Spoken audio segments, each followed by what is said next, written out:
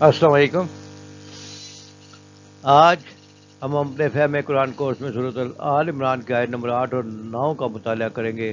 اس آیت میں بتایا گیا کہ مثبت سوچ والوں کا طرز عمل کیا ہوتا ہے اور اللہ تعالیٰ سے اپنی جو اللہ تعالیٰ نے ہدایت دی ہے ہدایت کی حفاظت کی دعا کیا کرنی چاہیے۔ اللہ تعالیٰ اس سے پچھلی آیت میں ہم نے دیکھا تھا کہ اللہ تعالیٰ فرماتے ہیں کہ جو لوگ علم میں دستگاہ کامل رکھتے ہیں وہ کہتے ہیں ہم ان پر ایمان لائے، یعنی محکم آیات پر، اور متشابہ آیات بھی ساری کی ساری اللہ پاک کی طرف سے ہے۔ اے پروردگار، جب تو نے ہمیں ہدایت بخشی ہے تو اس کے بعد ہمارے دلوں میں کجی نہ پیدا کر دیجیے اور ہمیں اپنے ہاتھ سے نعمت عطا فرما، تو بڑا عطا فرمانے والا ہے۔ اے پروردگار، تو اس روز جس کے آنے میں کوئی شک نہیں ہے سب لوگوں کو اپنے حضور میں جمع کرے گا، بے شک خدا خلاف وعدہ نہیں کرتا۔ یہ دعا ہے، آئیے تلاوت کرتے ہیں۔ اعوذ باللہ من الشیطان الرجیم، بسم اللہ الرحمن الرحیم۔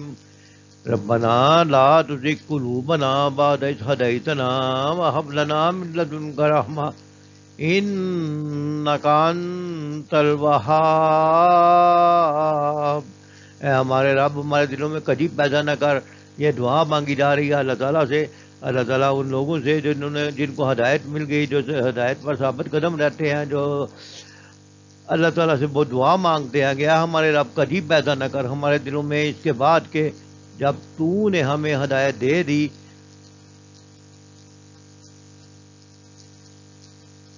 اور ہمیں عطا فرما اپنی طرف سے رحمت، بے شک تو ہی سب کچھ عطا کرنے والا ہے۔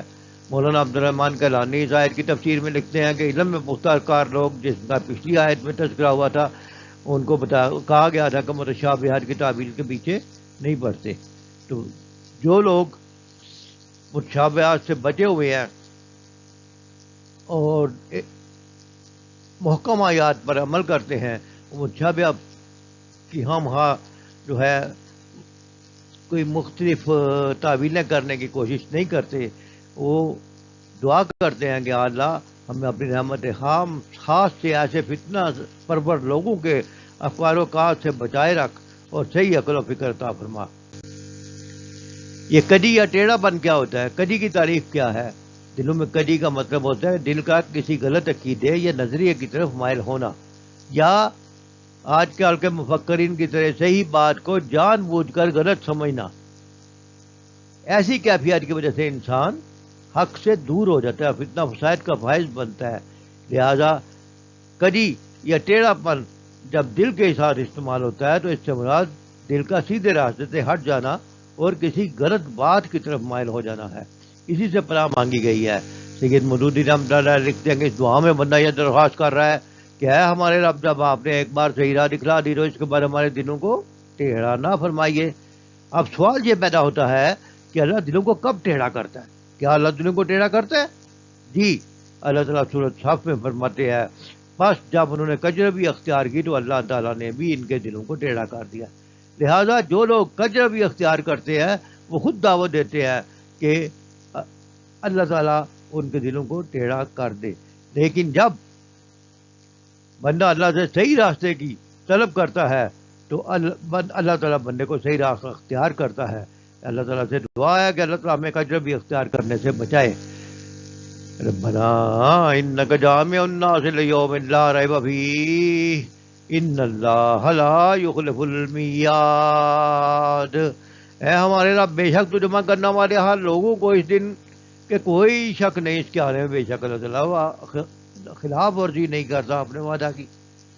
ڈاکٹر اسحاق احمد اس کی تفسیر میں لکھتے ہیں کہ اللہ تعالیٰ اپنے وعدے کی خلاف ورزی نہیں کرتا، لہذا جو اللہ نے بتایا ہے وہ ہو کر رہے گا اور قیامت کا دن آ کر رہے گا، اور پھر اس دن ہر ایک کا حساب ہوگا، متشابہ آیاتوں کے پیچھے پڑنے والوں کا بھی اور محکم آیات کے پیچھے لگ کر اللہ سے ہدایت کے راستے پر چلنے والوں کا بھی۔ انسان کی زندگی کا رخ بدلنے میں کیا چیز مؤثر کردار ادا کرتی ہے؟ مولانا عبدالرحمن کیلانی لکھتے ہیں کہ آخرت پر ایمان ہی ایسا جز ہے جو انسان کی زندگی کا رخ بدلنے میں مؤثر کردار ادا کرتا ہے۔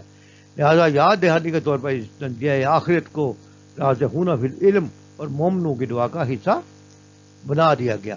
حضرت انس رضی اللہ تعالیٰ عنہ بیان کرتے ہیں کہ رسول صلی اللہ علیہ وسلم اکثر دعا کرتے تھے، یا مقلب القلوب ثبت قلبی علی دینک، اے دلوں کو پھیرنے والے میرے دل کو اپنے دین پر قائم رکھنا۔ لہذا ہمیں بھی یہ دعا مانگنی چاہیے کہ اللہ تعالیٰ ہمیں اپنے دین پر قائم رکھے۔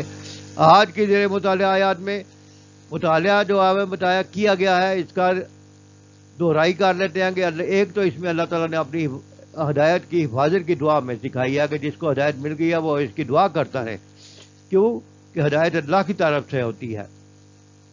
دوسری بات، ہمیں اللہ کی رحمت کی طلب کرنی چاہیے، اور اللہ تعالیٰ بہت عطا کرنے والا ہے اور قیامت پر ہمارا یقین پکا کیا گیا ہے، لہٰذا ہمیں اللہ کے وعدے پر یقین رکھنا چاہیے، یہی ایک مومن کا وسیلہ ہے۔